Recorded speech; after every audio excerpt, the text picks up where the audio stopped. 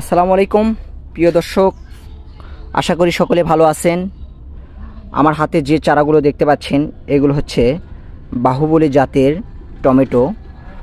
পর্যাপ্ত পরিমাণে বাহুবলী জাতের টমেটোর স্টক আছে।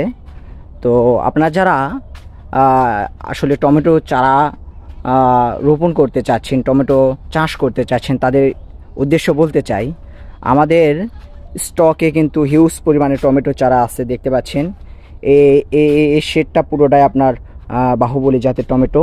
এ পাশে দেখতে পাচ্ছেন এটাও কিন্তু আমাদের বাহুবলী জাতের টমেটো, আর এই পাশে দেখতে পাচ্ছেন এটাও কিন্তু আমাদের বাহুবলী জাতের টমেটো। তো আপনারা যারা আগাম টমেটো চাষ করতে চাচ্ছেন, এটা কিন্তু একটা ভালো একটা জাত বাহুবলী। তো এই চারাঘর এগুলো থেকে আপনারা চারাগুলো সংগ্রহ করতে পারেন। আমাদের কাছে ফুলকপি, বাঁধাকপি, টমেটো, মরিচ, এগুলো বেগুন, আপনার সব ধরনের চারা কিন্তু আমাদের কাছ থেকে সংগ্রহ করতে পারবেন।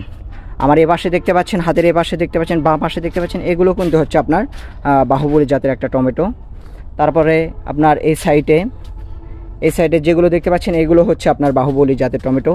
ওই সাইডে যেগুলো টমেটো দেখতে পাচ্ছেন ওইগুলো হচ্ছে আপনার সবল একটা জাত। তার পাশে দেখতে পাচ্ছেন এগুলো হচ্ছে বাবলি। তার পাশে এগুলো দেখতে পাচ্ছেন হচ্ছে মরিচের চারা। তার পাশে আছে আপনার এগুলো হচ্ছে বাহুবলী জাতের টমেটো। তো আপনাদের যাদের টমেটো চারা লাগবে অবশ্যই চারা ঘরে এগুলো থেকে চারা সংগ্রহ করুন। আর এটা আমাদের আজকে মাল যাচ্ছে 700 পিস। আপনার এক ভাই নেবে হচ্ছে সিলেট কেন্দ্রীয় টার্মিনাল কদমতলি, এটা হচ্ছে সিলেটে যাচ্ছে। আরেক ভাই তার জন্য আপনার হচ্ছে প্যাকেটিং করব, সেটাও সিলেটে, কিন্তু ওইটা হচ্ছে সিলেটের আগে। তো আমাদের কাছে কিন্তু হিউজ পরিমাণে আপনার বাহুবলী জাতের টমেটো আছে।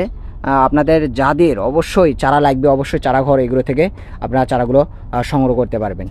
আশা করি সকলে ভালো থাকবেন।